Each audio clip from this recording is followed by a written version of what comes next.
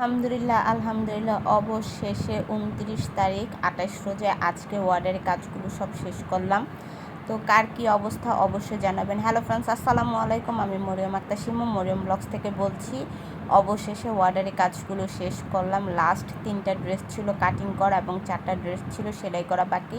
তো সবগুলো আজকে কাটবো এবং আজকের মধ্যে শেষ করব। তো চলুন আজকে আপনাদের সাথে কাটিং ভিডিও শেয়ার করি এবং সেলাই করা ভিডিওটা ওরকম শেয়ার করতে পারবো না, যেহেতু সেলাই করতে অনেক সময় লাগে। আর আমি এই ভিডিওগুলো আমার বাসা থেকে করতেছি। আমি যেহেতু আমার এখন স্টুডেন্ট নাই, মার বাসায় যাওয়া হয় না ছেলেকে রাখার জন্য, তো আমার বাসায় কাজগুলো করা হচ্ছে।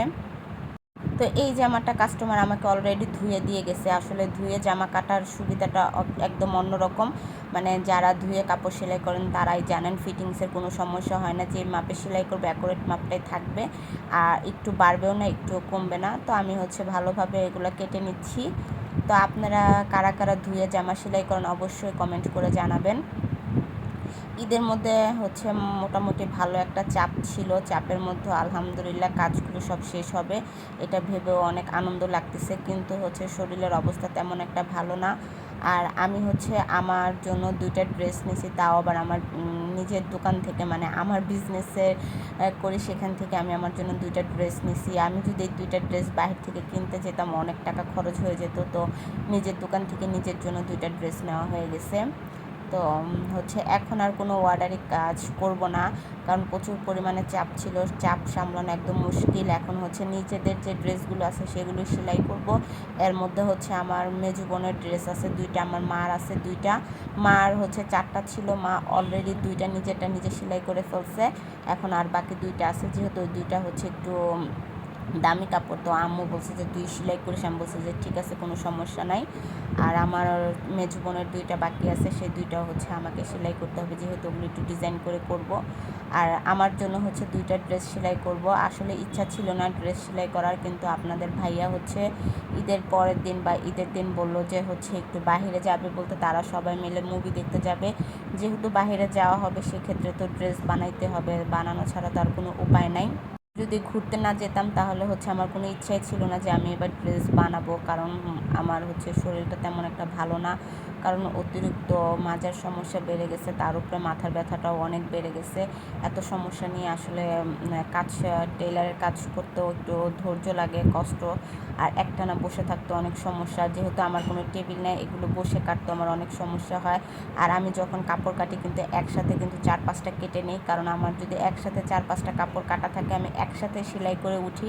আমি আবার একটু আলসা প্রকৃতির, একটা করে ড্রেস সেলাই করতেও ভালো লাগে না, কাটতেও ভালো লাগে না। যখন জমে তখন করি। আর যারা দেয় একসাথে, এখন ঈদের মধ্যে তো 4টা-5টা করে এক একজনে দিতেছে। তো এই কাস্টমার অলরেডি আগে আমি 2টা ড্রেস সেলাই করে দিছি।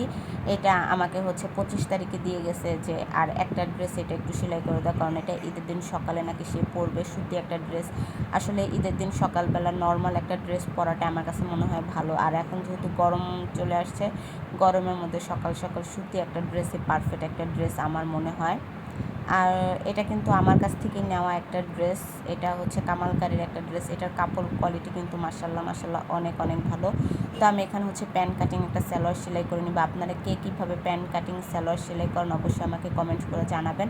আমি একদম সহজ, অত মাপঝুপ করে প্যান্ট কাটিং সালোয়ার করি না। আমার মনে হয় যে আমি যেভাবে প্যান্ট কাটিং করি এইভাবে সবচেয়ে সহজ মনে হয়। আর এইভাবে শেপটাও আমার কাছে ভালো মনে হয়। টেলাররা যেভাবে কাটিং করে ওইটা আমার কাছে অনেক পেঁচি কেজি মনে হয়। এত পেঁচি দিয়ে কাজ করতে ভালো লাগে না। সবসময় চিন্তা করি সহজ পদ্ধতিতে কোন কাজটা করা যায়।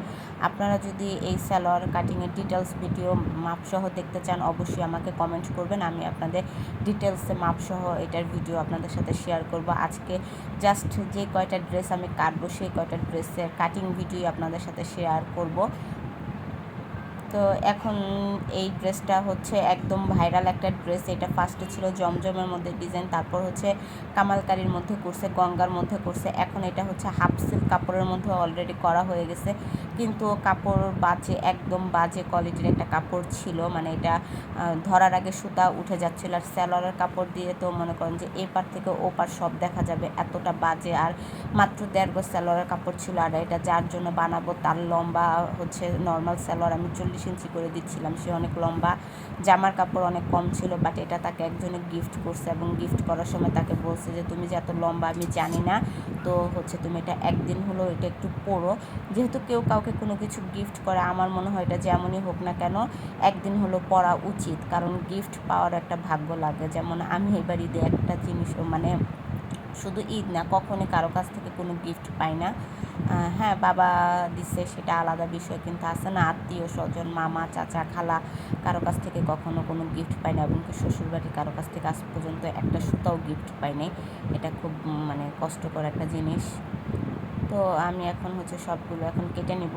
আর আমার হাতে যে কেচিটা দেখতেছেন, এই কেচিটা জানেন আমার না, এই কেচিটা আমি একজনের কাছ থেকে ধার নিয়ে আসছি, কারণ অলরেডি আমার কেচির ধার একদম নষ্ট হয়ে গেছে। আমার ছেলে আমার কেচি দিয়ে কি জানি কাটছে, একদম আঠালো আঠালো হয়ে গেছে, আর মোটো কেচি দিয়ে কিচ্ছু কাটা যাচ্ছিল না। পরে এটা আমি পাশের ঘরের একটা আপুর কাছ থেকে কেচিটা ধার নিয়ে আসছি। তো উনি বাড়ি চলে যাবে, যার কারণে আমি হচ্ছে খুব দ্রুতভাবে সবগুলো কাপড় কেটে নিব।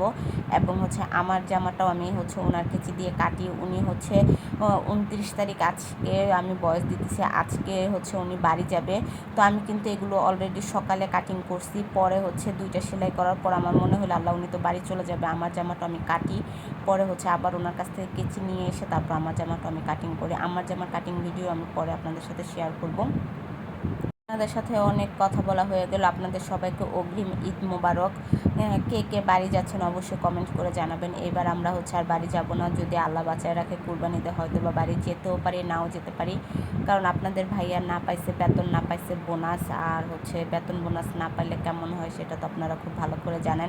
বেতন হচ্ছে পাবে না, তো বোনাসটা যেহেতু পাইছে, ওইটা আমার একটা ভুলের কারণে সেই টাকাটা আমরা এখন পাবো না, ঈদের পরে পাবো।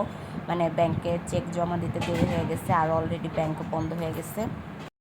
এখন অলরেডি আমার কিন্তু ড্রেস কাটিং করা হয়ে গেছে। এই যে আমার হাতে যে ড্রেসটা দেখতেছেন চিকেন কারি, এই ড্রেসটা আমি একটা আয়না সেল করছিলাম 1200 টাকা। কাস্টমার বলছে দাম অনেক বেশি, হ্যান ত্যান ভংচং যা বলার আমাকে বলছে আমি নাকি দাম। আর এই ড্রেসটা যে কিনছে সে হচ্ছে 1500 টাকা দিয়ে কিনছে মার্কেট থেকে।